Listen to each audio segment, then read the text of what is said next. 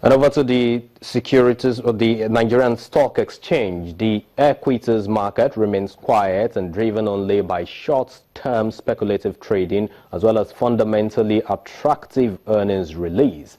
The all-share index is put at the close of trading this week at 25,653.16, having appreciated by 1.64%, with a market capitalization of 8.87 trillion naira.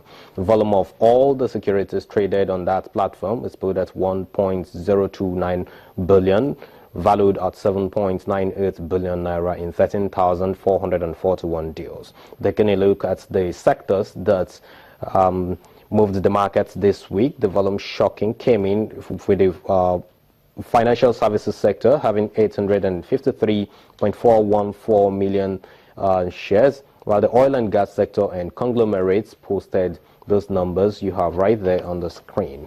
In terms of gainers, Diamond Bank, United Capital, and Continental Reinsurance are the companies that appreciated very well in the markets this week, with Diamond Bank taking the lead at 16.05%. In terms of decliners, Name Insurance, 7-Up Bottling Company, and NACO Aviation are the companies that experienced some decline. And with the numbers right there, Name Insurance had the highest loss of about 11%.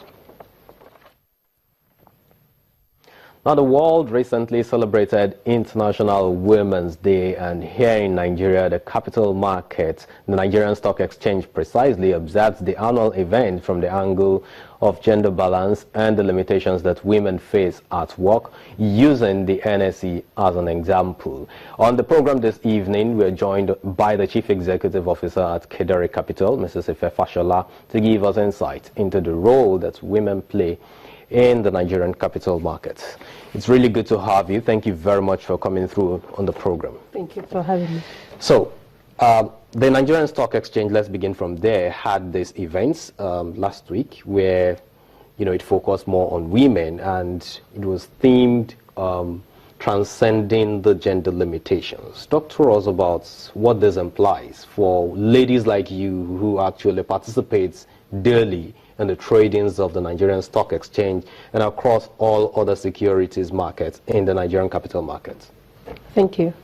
The capital market has always been seen as a male-dominated area, not just in Nigeria, but everywhere else in the world. All over the world. And you find that when you say Wall Street, immediately what you have in mind is a picture of a young, dashing broker, risk taker and all of that. A woman does not immediately spring to mind.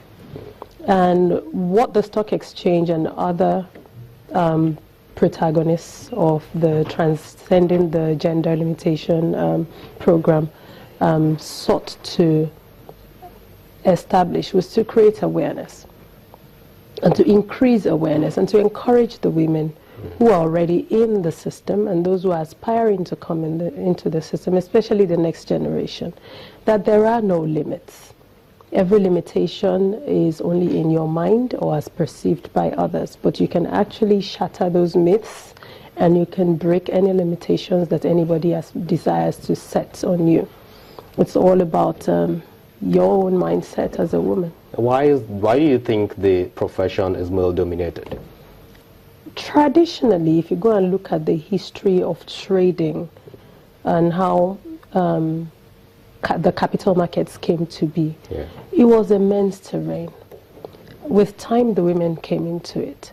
But then the issue of male dominance is not just a capital market thing. There's the movie that came out recently, Hidden Figures. And it tells the story of how women have had to break through these barriers, not just in the capital markets, but generally in life. We have had to fight to be allowed to vote. We have had to fight to be allowed to go to the workplace.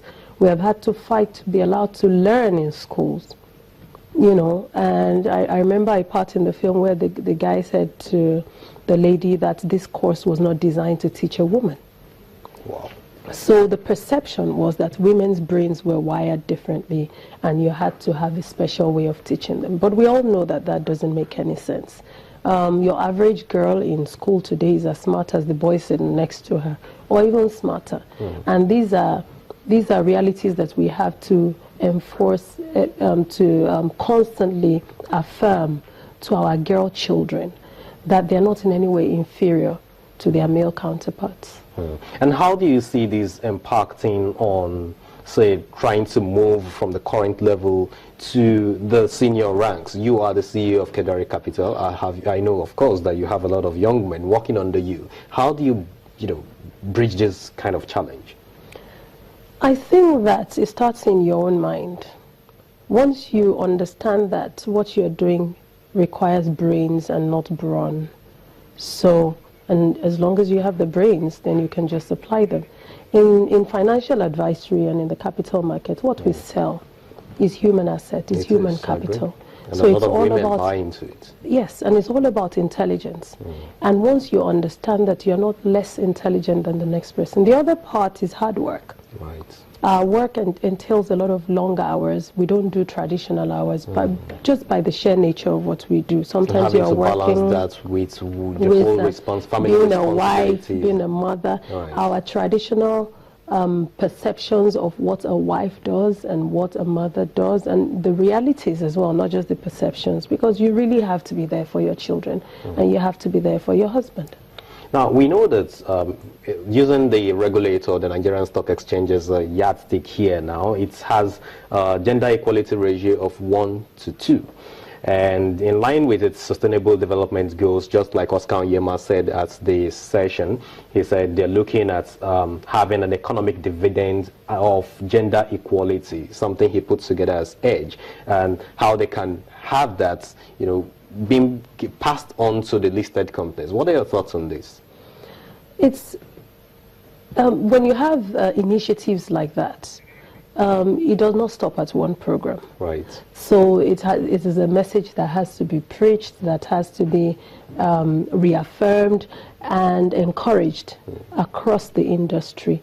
I think that generally, not just in the capital market, but mostly in the capital market where, I'm speaking for myself, women have to be encouraged, women have to be empowered, and women you have to make allowances. Right. A man would not take time out to have children. A woman has to.